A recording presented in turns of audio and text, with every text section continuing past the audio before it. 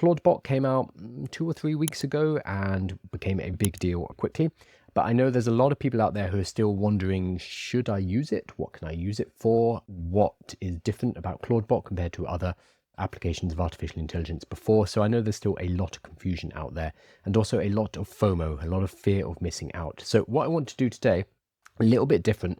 I'm not going to run through the installation steps. I've covered that before, and I'll probably do it again to show you some more options. What I'm going to do instead is go through what you can use Claudebot OpenClaw for, so that you can kind of spark your imagination and work out what you can use it for in your daily life. I think we're at this weird place right now where it's a bit like when we started using AI or things like ChatGPT, where we are questioning what exactly can we do with AI. You'll probably meet people who ask you this on the day-to-day basis. What can I do with ChatGPT? Or they'll say, oh, can I use ChatGPT to do XYZ? The answer is usually yeah, or give it a shot and ask AI if you can do this. And generally the artificial intelligence can, and if it cannot, 6 months, 12 months from now, it probably will be able to. So a lot of people had that experience with ChatGPT a couple of years ago. Some people are still going through that today. I know that a lot of more kind of advanced users of AI are having that right now with Claudebot. Should I be using it? What can I use it for? What can it do? What can't it do? Am I falling behind if I'm not using this? I just wanted to go through some use cases, and you can use that to trigger thoughts about whether this is something you want to include in your daily life. This is not an installation guide. I've covered that elsewhere, and I will do more resources on that. This is just what it is and what you can use it for. Hopefully we can get to a point where you're like, okay, cool, I know what I can use it for. Or not. I met my mum last week on Friday, and one of the first things she said is, oh, how do I set up Claudebot? And I said to her, nope, don't do that. Just it's totally fine not to use Claudebot. And that is a very valid option as well. So Claudebot has been rocketing in terms of its popularity. This is a graph here, which I think is pretty amazing. These are the star ratings on GitHub. People can star a repo. They can star a project saying, hey, I'm interested in this. I like this. You can see famous projects like React, JS Vue, or Vue.js. We have AutoGPT. I forgot about that. And that was one of the early Agentic AIs we had a couple of years ago. That would have been, oh God, they started back in 2014. Okay.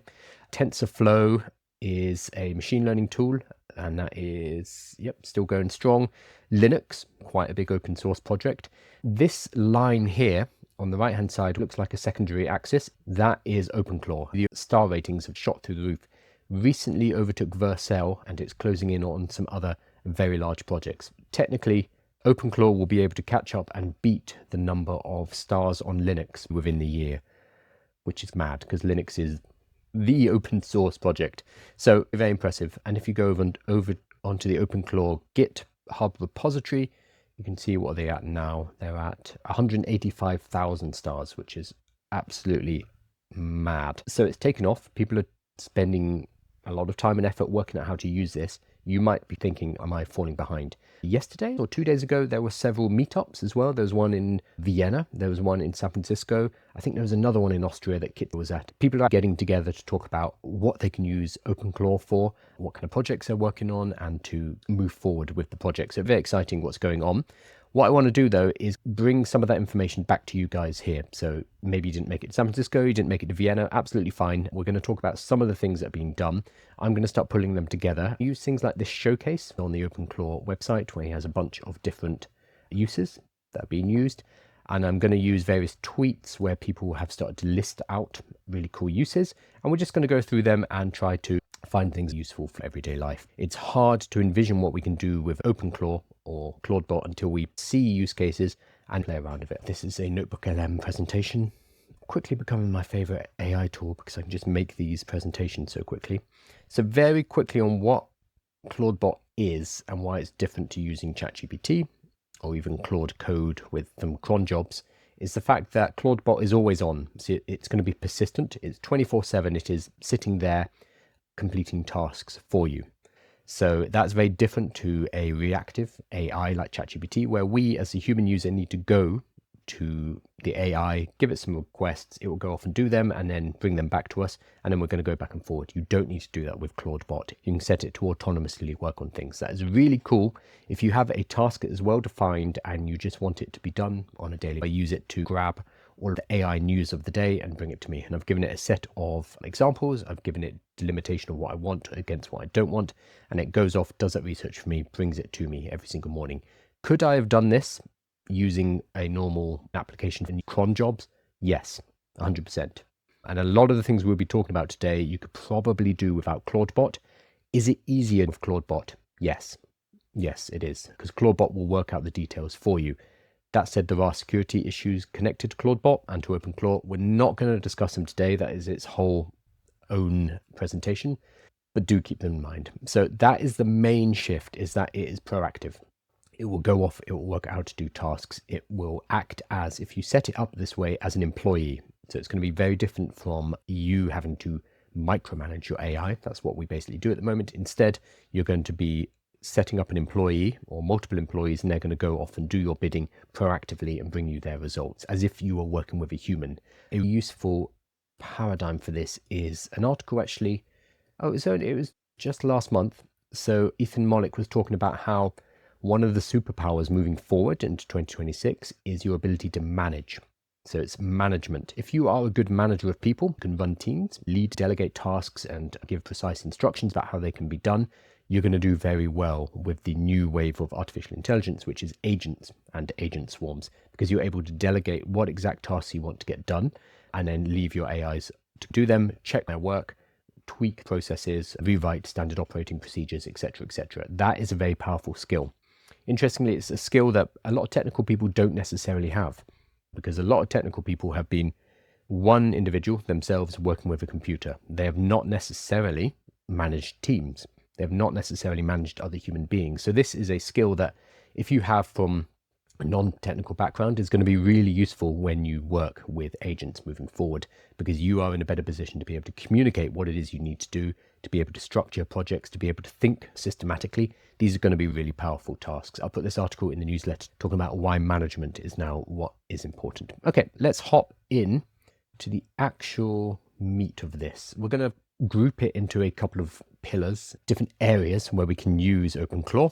This is not exhaustive. Any human task you could do, you could work out a way to do it with ChatGPT. So we need to start with, what do we need for our personal and professional lives? We start with, what can it do for me? The most obvious is an executive assistant. Being able to go through the tasks in your life that are a bit mundane, a bit boring, things that if you were to hire a person, a human being, an executive assistant or a virtual assistant for you, what would you offload to them? So it's probably going to be quite boring things like your invoices, receipts, bookkeeping, purchasing, autonomously ordering food or supplies based on inventory and wake-up times. Smart home, you can control. I've seen people who have connected it to their smart home so they can like text on WhatsApp and say, oh, did I leave my front door open, for example? Again, could you do that through the home security application? Yes, but once we connect it to other things, we can do clever things. Dispute resolution, the Karen skill, drafting and sending formal complaints to customer service APIs. If you want your ClaudeBot to be a Karen, you can do that. I've been posting about the wasteful government website, the £4.1 million government website that thinks trash, that teaches AI skills. I could use my ClaudeBot to draft freedom of information requests. I could use it to draft up letters to MPs. I could use it as a Karen, basically, to go out and do my bidding in that way. Receipt logging, being able to take a photo, sends it over to your, whatever your receipt bank is. So again, for lots of these things, you're probably thinking, I've already got a receipt application, or I've got a smartphone app already. The big thing here is that we're able to start tying it all together. And that opens up other workflows, because everything is flowing through one central point, through an orchestrator, through a gateway, which is ClaudeBot. It allows more complicated workflows, more sophisticated uses of these technologies. So right now, you might have 20, 30, 50, 100 apps on your telephone, all doing various things, all linking to different data sources. ClaudeBot is allowing us to bring these things together. The question is, what does that allow us to do? I've seen a lot of people who are just using ClaudeBot to deliver a weather report to them every morning. Hilariously, it seems to be the example everyone's giving. That's not a good use of ClaudeBot, because that's something we can already do quite easily. Hell, you can just open the weather app. As an isolated task, that's not very helpful. But if you can deliver a weather report which then updates your schedule based on when you should be taking your run, for example. And then it shifts around your schedule, so it moves your work blocks and things out of the way so that you can secure your run, which connects into your productivity system and your weight loss and nutrition systems, etc., etc. That's when we can start to be smart about these things. Let ClaudeBot create the complex workflows for us. The isolated weather report itself triggers a whole bunch of other things. That's when it gets clever, but it requires us to think in a clever way. Executive Assistant is probably the first one. See if there's any in community projects, knowledge memory, workflows, Padel, court booking, Paddle or Padel? Padel, accounting intake, collects PDFs from emails, preps documents for tax consultant, monthly accounting on Autopilot. See, that sounds great. Doesn't sound great for my accountant, but it sounds great for my business. A job search agent. So I had somebody contact me about this the other day because I was talking about ClaudeBot and job search.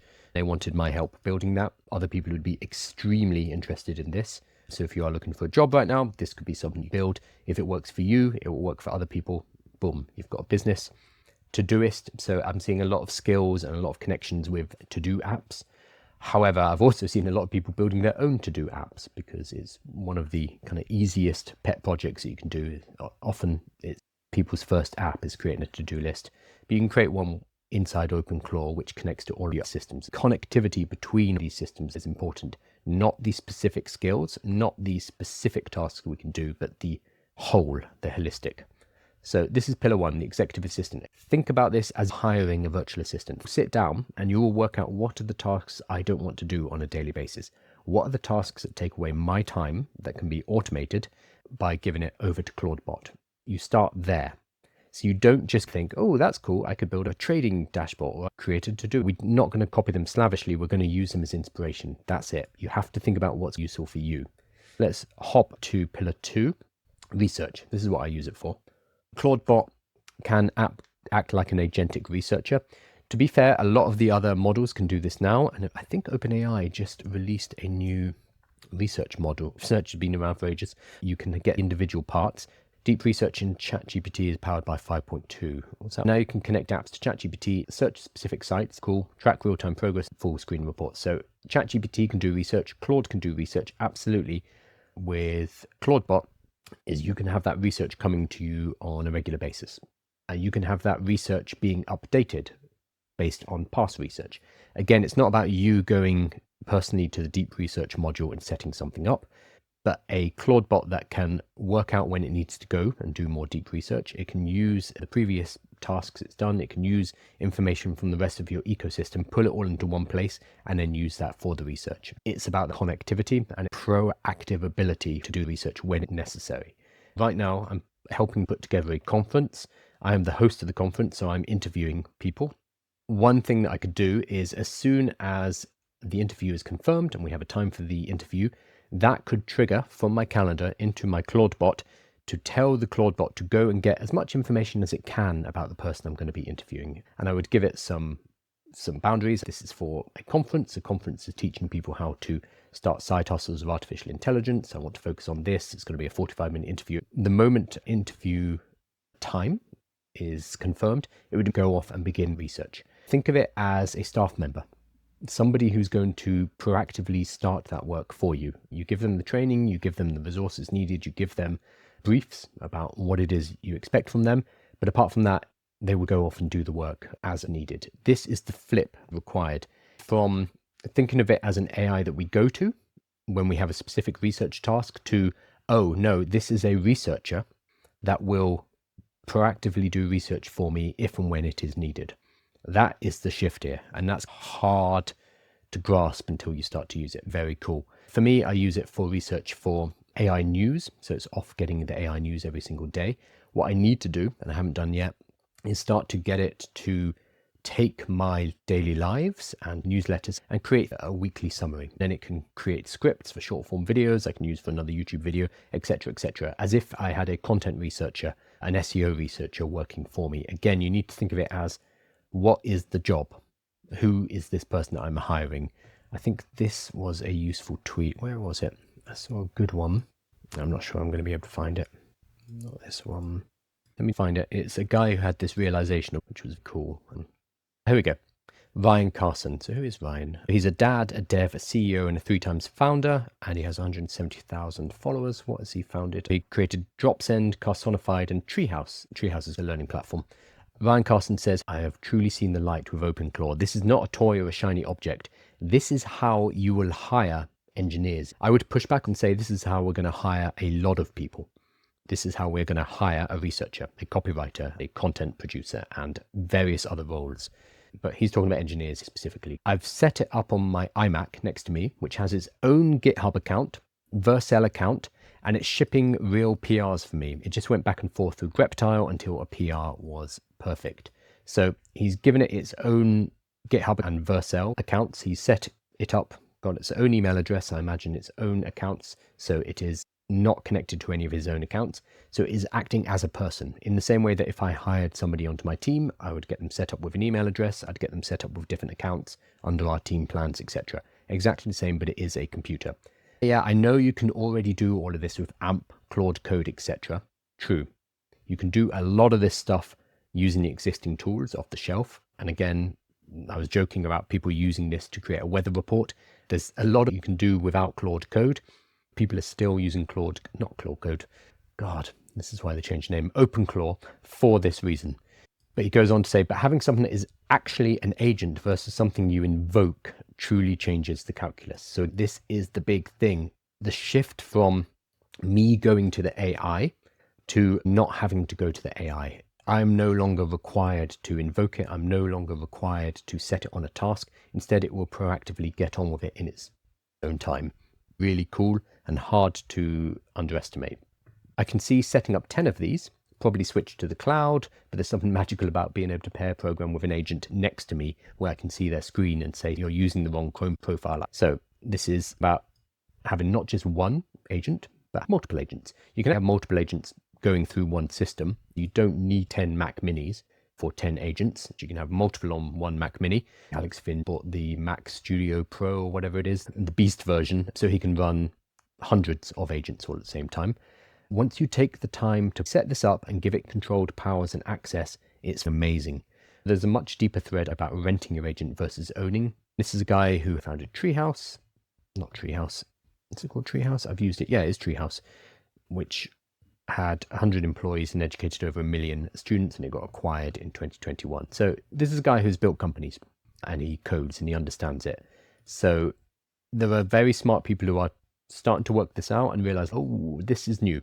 Whether or not it is OpenClaw that is going to carry us into this next phase, I'm not certain about. I think it's very exciting what's happening. It's amazing that the community is supporting it. And we saw things like the OpenClaw adoption and the stars here. That's really cool.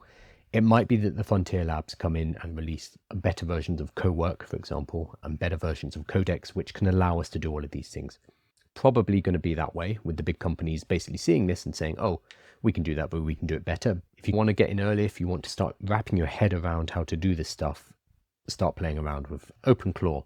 I've done other guides on how to install it. I'm not going to cover it today because we could spend an hour doing just that. It's not as hard as you think, but if you feel technically overwhelmed, sit it out for now. It will get easier. Next pillar is marketing and ops. This is one that I'm particularly excited about, which I haven't set up with my OpenClaw yet. I really need to. Basically, being able to have marketing reps. One thing I want to start doing more of is PR. I've talked to a couple of PR agencies. It seems very expensive for not a huge amount of work. Of course, they have contacts, but a lot of the work seems to be sending out emails or going on Harrow, help a reporter out to find things their clients could talk on. I'm going to see if I can build a Claudebot integration that would do that. It won't be able to do it to the same degree, but I also won't have to give them £3,000 a month. For PR, for example, I'm going to start doing outreach via Claudebot, where a Claudebot would go out and research targets. It would look at who else is talking in the media, who else is getting sponsorship, and then contact those organizations, contact companies paying for sponsorship, do some research, use LinkedIn, and then I can connect it so it can connect via my LinkedIn account to the ad rep or to whoever is responsible for the PR. So I'm mixing up ads and PR here. I shouldn't be. I'll make 2 agents for those. It will do outreach, start a conversation, and then at a certain point, and I will define this, it will pass the conversation to me. So that's something I have on my long list of to-dos. But for marketing, it's basically endless. We're already using AI for an awful lot of marketing, for sales copy, for adverts. Right now, I'm setting up a meta campaign. I have 90 video combinations. I recorded them. We changed the hooks. We did all this with artificial intelligence to help us plan it. I'm now going to set up all of my headline, description, subheadline, and landing pages, again, using artificial intelligence so we can hyper segment. Doing this before would have required a big team or a huge amount of time. With AI now, we've done it in a week or so, and that's while juggling a lot of other projects. But that's the kind of thing that I could potentially pass over to Claude. I could give it access to the AdWords MCP. I could give it, I think there's a Meta Ads MCP. I need to look into that, or some kind of skill. I could give it access to monitor my campaign, see what's doing, refresh copy, check A/B tests, and give me a weekly report saying, hey, this is what's working, this is what's not working. I think you should write some more headlines, or you should shoot some more videos. Do you want me to get on with that for you? Again, it becomes an employee. You have to think of it as a dedicated employee who's doing certain tasks for you, as if you're writing a job description for them, and you're setting them up to do that work. I get them to report back to me so I can give feedback, so that I can help tune their instructions, and until I'm happy with the results, I can imagine a future where that is increasingly not required, and eventually I can just remove myself from it. Not there yet, but we're moving in that direction quite fast. Content, you can do a lot with artificial intelligence. For example, I hop on live, I talk for an hour. That becomes the basis of other content. I did a live about what is OpenClaw. I talked for an hour. That gives us lots of material. We can feed that into an artificial intelligence to write up a newsletter, because it's not working from scratch. If you just said to an AI, create a guide about OpenClaw, it would be very generic. But because it's based on my words, discussion, opinions, and thoughts, we create something more useful. And then that all got turned into this page on this website, which has images generated by artificial intelligence. This is all from AI, and this becomes a guide about OpenClaw, which lives on my website, created by AI, but off the back of this live stream. This is something I can now turn over to OpenClaw to take it off my plate, like this slide deck that's included here from Notebook LM, and I'll be able to connect everything together so this is all created automatically. The problem with doing this live is that I'm thinking of all these things I want to build. I need an AI that helps me keep on track, or an application that helps me track all ideas and projects in progress and where they are in the pipeline, because I'm starting so much. And then I need a Claude bot to work as a project manager to keep me on track. There's a Claude bot managing me rather than me managing artificial intelligence. I'm going to hop over to some questions and then jump into pillar 4. Could I make a trading bot with this? You could. I wouldn't, but you could. I saw some people doing that on the showcase. Let's have a look. Trading view analysis. I know that is just analysis. Some people were saying they're making money. I don't necessarily believe them or think it's a good idea. There will be a lot of people selling this idea that you can set up a bot, give it $100, and you wake up in the morning and you have $250. Be careful. When anything sounds too good, it probably is too good. The people who will be making money are the people making that promises and selling you their system. The same as we've had for trading and investment for decades now, more than decades, hundreds and hundreds of years. There will be a lot of that with people setting up crypto bots, which apparently get you a 10x return, but you just need to invest for $1,500 or whatever. Don't. If it's too good to be true, it probably is. Now, if you trade yourself and you have knowledge of trading and you have managed to systematize that in a way that you know works the majority of the time, then potentially you could build that into a bot. You could probably do that through algorithmic trading without a Claude bot. If you have a set of rules which are close enough for an AI to follow, maybe you could do that without Claude bot anyway. This is not my area, so I won't focus on it. But if you create a Claude bot and say, here's my Robinhood account, it's got $1,000 in it, I want $5,000 by the end of the week, it's probably not going to work. If it does, don't tell anyone. I'd be wary about people saying that. Tamas is saying, I need a project manager bot too. I've seen this. Let me pull it up. I'm getting a bit distracted, but there was a Harvard report or TechCrunch. The first signs of burnout are coming from people who embrace AI the most. AI is not reducing the amount people work. It is increasing the amount people working. The reason is the people who have realized, oh my God, I can build anything. Oh my God, I need to move fast. They're working harder than ever, burning the candle at both ends because they realize they have a limited period in which they can build and launch a product, a startup, a business, and do very well. before the rest of the world works out what the hell is going on, before we hit artificial general intelligence. A huge number of people are like, we need to do as much as possible right now. So the people who get AI, paradoxically, they're not working less. They are working a huge amount. I'm finding the same for me as well. So redoing the £4.1 million UK AI skills website, there's no reason for me to do that. I do not need to do that. I'm doing that as a side quest to help people in the UK get access to training resources. If I had to do all the research, build the website, if I had to populate the website, build the filters, etc., I wouldn't do it. I just wouldn't do it. The fact that I can set up agents that can go off and do that for me means it's okay, I better do it. This is going to be really useful for people. It's going to take me, I don't know, 10, 20 hours, but it's going to be a valuable resource for the people out there. So I have to do it. Previously, it would have been too much work. It would have taken me months and distracted me from my actual work. Now, because of AI, I am doing it. This is happening across the board with things like the task manager bot. Previously, the idea of, I should create a task management system to keep me on track for different tasks. I would have hired a project manager, gone out and find a piece of software that could help me, maybe get a virtual assistant to do that kind of stuff. Now it becomes a matter of, I could build something that will proactively chase and track me. There's very little stopping us. So I'm not surprised that the people who've realized this, that they can create anything from scratch, are burning out, because there's a FOMO, there's a scarcity, and this is not going to last forever. And the realization that if you build something now fast, you can do very well in the next couple of years. Everyone is burning the candle at both ends. Okay, I'm going to hop into Pillar 4, the junior developer. So this is a nice simple one. If you are vibe coding, most of the time when you're doing engineering or vibe coding, or let's just say coding, most of the time you are sitting down, you are setting up a task, and then you will sit and talk back and forward with your tool. So if you're using Claude Code, for example, it's relatively quick, and every couple of minutes you're going to check back in. Maybe you've got multiple agents all running off and doing different things, so you're always conversing with them, you're always working through tasks. If you're using something like Codex, which is a bit slower but tends to get things right, I think it's fantastic. Maybe you come back every 20 minutes and give it a new task. With Claude Bot, you can basically offload it. So you're going to give it more powers. You're going to give it dangerously skip permissions, its own GitHub repo, Vercel, Superbase access, and you're going to give it a wider task, and you're going, which will allow it to build a whole project out for you. If you've ever used vibe coding, if you've used Cursor or Claude Code, etc., a lot of it is giving it permissions or answering questions or fixing bugs, etc. With Claude Bot, you could potentially do away with all of that. You give it things like greptile to check the PRs before you merge. You're getting it to check for bugs, etc. You're getting it to check whether the deployment is successful, and if not, work out what the hell is going on, etc. And then you just step back away from it. Now, obviously, there are much larger risks associated with that. You could, at best, burn through a lot of credits, thousands and thousands of credits very quickly.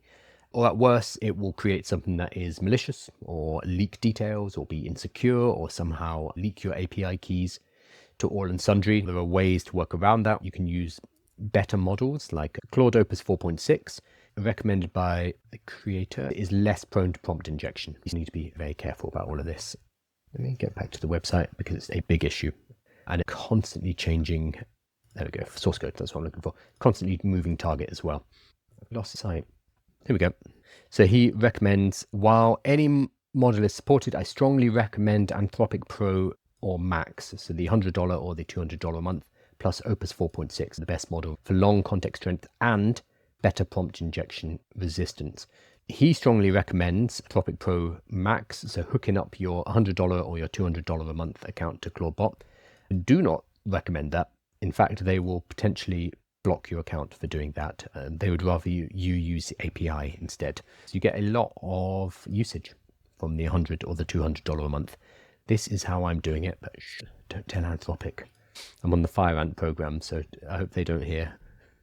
But genuinely, Claude and Anthropic models are the best. We could debate this, but they really are very good. We heard recently that they're being used by the Meta team as well. A few months ago, XAI accounts were blocked because they were using Claude Code specifically to develop their AI models, and Anthropic came in. No, you can't do that. That's against terms of service. It sounds like the Meta team are also using Claude Code. When your competitors are using your product, it tells you that it's the best. Okay, junior developer. This, if you are a developer, you're probably all over this stuff already. This is where most of the OpenClaw community is focused because they are tech nerds, developers, coders. A lot of the stuff is here.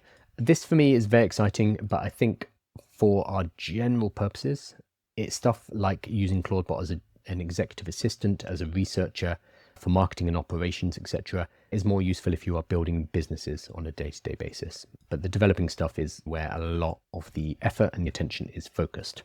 What I'm going to do is put all of these kind of resources into the newsletter. What I might do, because nobody seems to have done it, is put together a directory. The OpenClaw site has this. It has the showcase, but there's only, I don't know, 50 or so showcases here.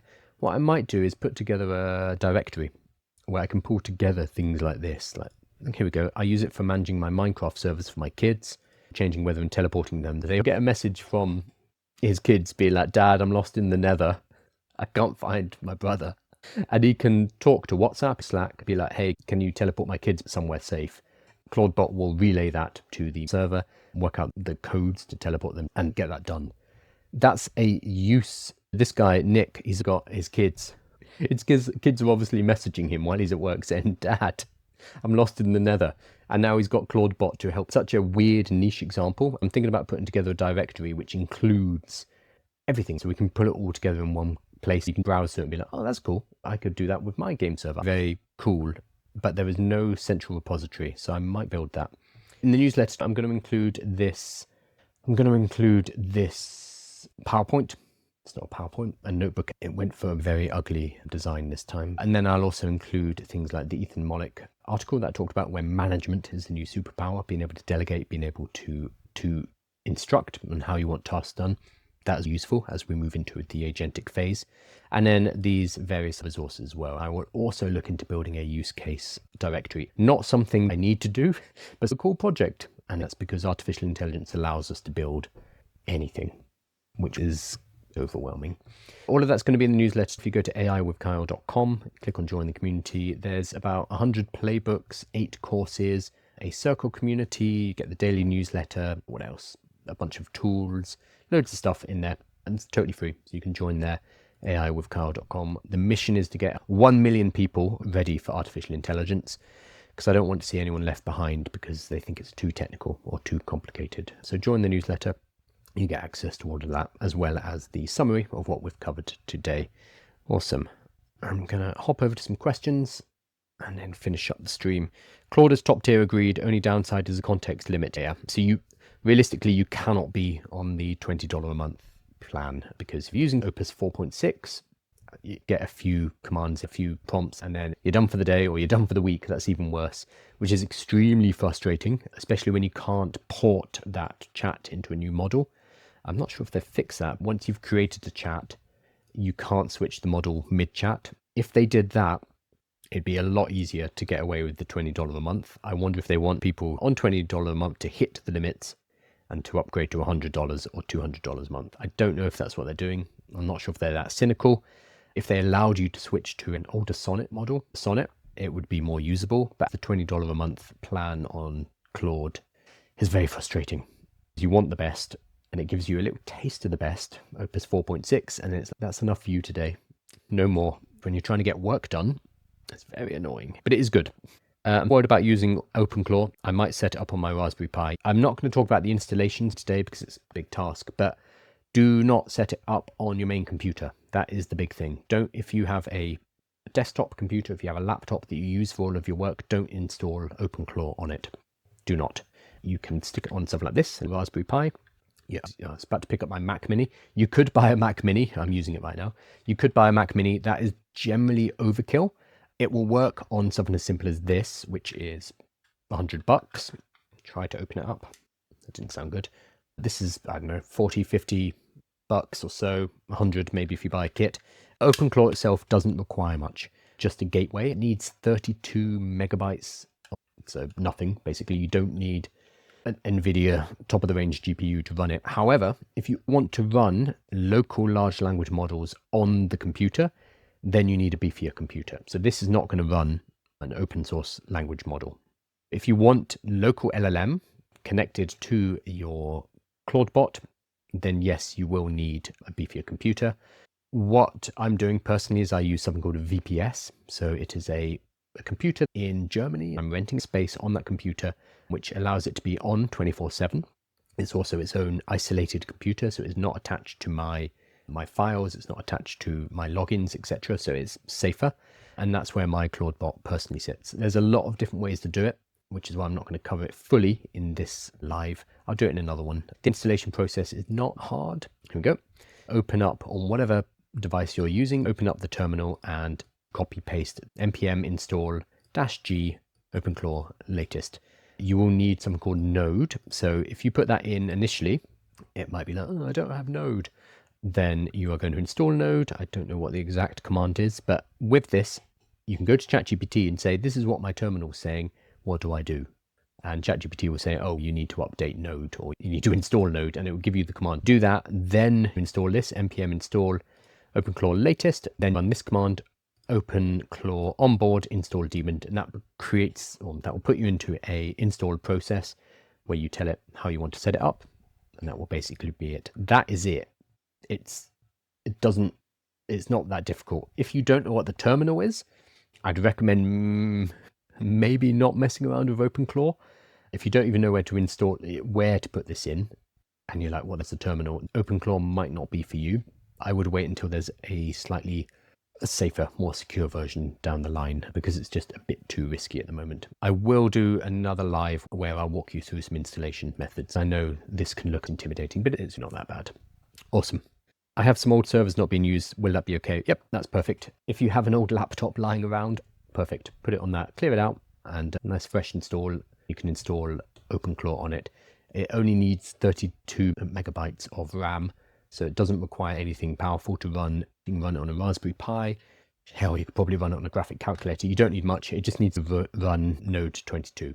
The only reason you need a beefier system is to run software on that system. So let's say you're using it as a video editing tool.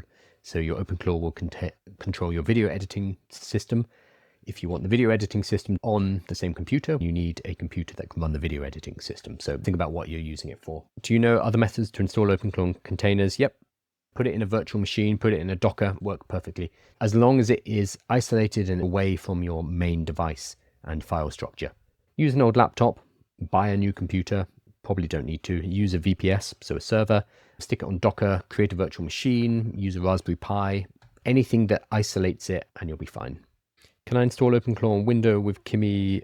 Yeah, you can install it on Windows. Go into PowerShell, sorry, not the terminal, and then this is going to be the command. So you copy this into PowerShell, and that will install. You will probably need Node. I don't know what it runs on Windows, but probably Node. So yeah, you'll need, here we go, Node 22, and then just copy this exactly into your Windows PowerShell. That will install it. Again, don't do it on your main computer. And then Kimi 2.5 local model, you can set up using, I always get this wrong. I've got it on my computer. What's it?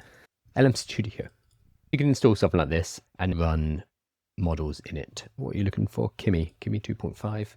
You will need a fairly beefy computer. You'd come and get Kimi from here, install it on LM Studio or whatever you use. You can set it up without, if you're more technical, then give ClaudeBot access to that so it can use the model. Now, in terms of what computer you need, it's going to be more beefy. When you need a new computer, you might need something beefier. Kimi K2 is not going to run on this. Kimi K2 system requirements. Let's have a look. So you're going to need 632 gigabytes of VRAM. This requires substantial hardware. For a 1.8-bit quantized version, a minimum of 250 gigabytes combined VRAM, while 8 times H200 GPUs are recommended. How much is an H200 at the moment? Can we buy one? 30,000? Here we go, an H200, you can hire it, but then you're not running it locally, obviously. I think to buy an H200 is about 30,000. Yeah, $30,000 to $40,000. So you need, let's say 30,000 times 8, that would be about $250,000. You can run the full version of Kimi K2. If you want to run a quantized version, obviously that requires less, but you're not going to get as much power out of it. But yeah, 8 H200 GPUs if you want to do the full performance, which is, yeah, quite a lot. $250,000. I run local models on my Mac Mini. I think local LLMs are really important. It's really cool being able to set them up. It is, to a certain extent, a losing game because the models are getting better, require more powerful hardware. But the cost of our hardware, the cost of our GPUs, the cost of our RAM now is getting more and more expensive. So we are going to be able to run less at home for the same amount of money whilst the models get better and better. So I think right now, absolutely, you can run Qwen, you can run Kimi, you can run DeepSeek.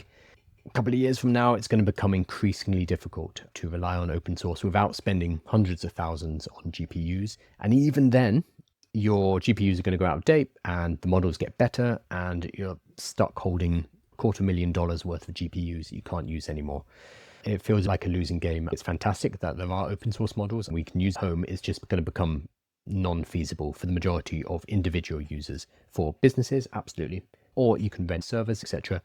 But don't start buying H200s because it's a lot of money. Unless you have that money and go nuts. But yeah, it's can I install OpenClaw on a Windows with Kimi 2.5 local? And then wowzers, that's a lot. Yeah, so you can, but it's going to cost $250,000. Unless you quantize, there are better ways to do it. But if spending $250,000 on a local model makes sense for your business, go ahead and do it. I would say though, you can rent H200s on a server.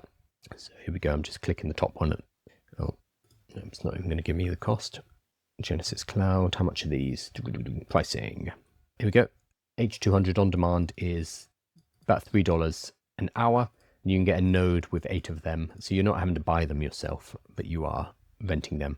So you'll be able to rent them for hundreds or thousands rather than $250,000. It's not local. It is on someone's server. So if you wanted it local for security reasons, for GDPR reasons, for privacy reasons, then you've lost that by going to a cloud service. But it's not $250,000. I like the idea of running local models to run simple tasks rather than playing open tokens for thinking. Yeah, so you can. It just won't be a full non-quantized version of Kimi K2 because that requires a huge amount of GPUs. But you can use something that lighter, be fine. The best place to start is lmstudio.ai. You can download a nice, easy to use application.